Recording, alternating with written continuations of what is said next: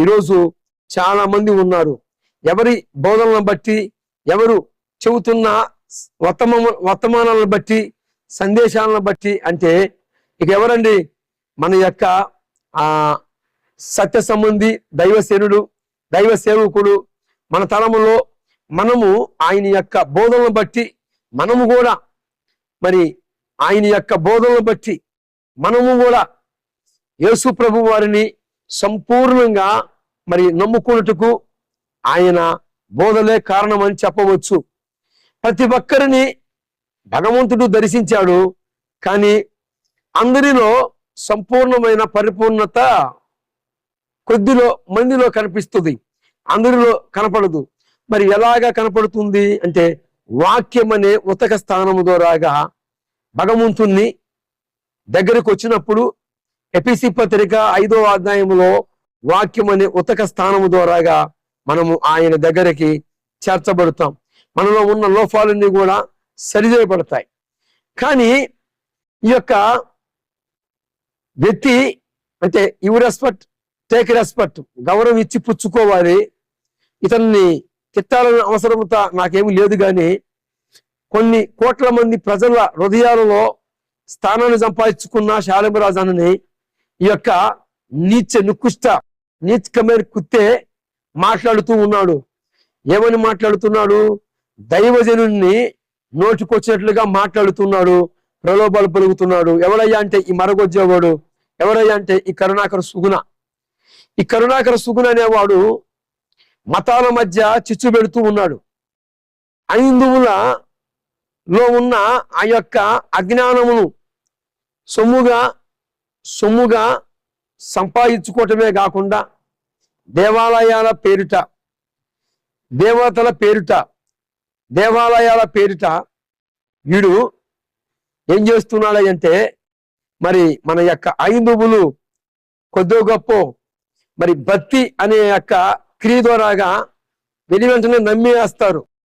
ఇప్పుడు చాలా మందిలో మార్పు కలిగింది. ఏం మార్పు కలిగింది? మనం చేస్తుంది మంచిదా, మనం చేస్తున్న భక్తి మోక్షానికి చేరుస్తుందా అని చాలా మందిలో ఈరోజు మార్పు వచ్చింది. చాలా మంది ఆలోచిస్తున్నారు.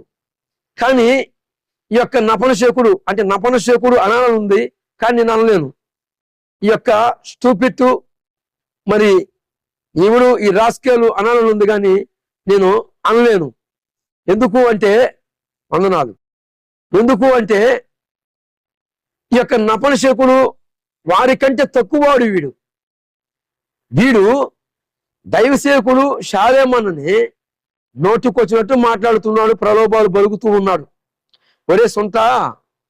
ఒరే నీచ్ కమేన్ కుత్తే అని నేను అన్ను. ఎందుకంటే మొదటి సమూయేలు గ్రంథము 25వ అధ్యాయము 10వ వచనములో ఇలాంటి నపనశేకుడు, వందనాలు, ఇలాంటి నపనశేకుడు ఒకడున్నాడు.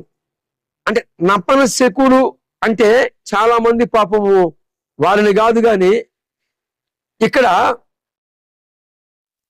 ఒకడున్నాడు. వీడి పేరు నాబాలు.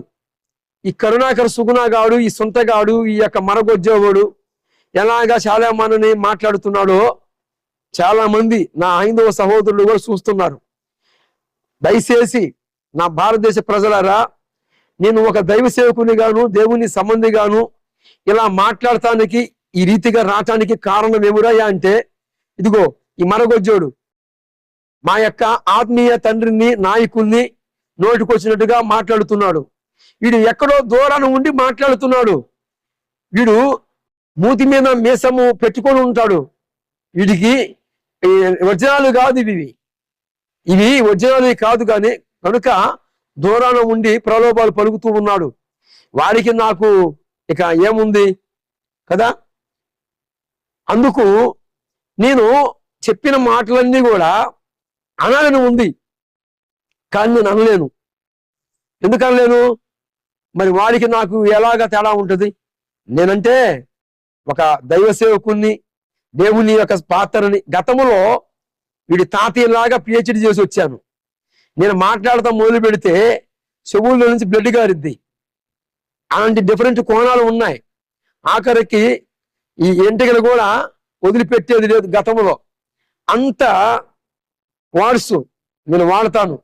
కానీ ఇప్పుడైతే క్రీస్తు యేసు రక్తములో కడగబడి మారు మనసు పొంది పాప క్షమాపణ నిమిత్తమైన నా యేసయ్య రక్తములో కడగబడిన తర్వాత నాలో మార్పు కలిగింది. ఈరోజు దేవుణ్ణి సేవకునిగా, దేవుణ్ణి పాత్రగా నేను మార్పు చెందాను గనుక మరి నా యొక్క దేవుని వాక్యము అంటుంది, అవసరమును బట్టి అనుకూలమైన వచనము పలకండి, నీ నోటి ఎంట దుర్భాష ఏది రాకుండా చూసుకోండి అని చెప్పబడి ఉంది ఎఫెసీ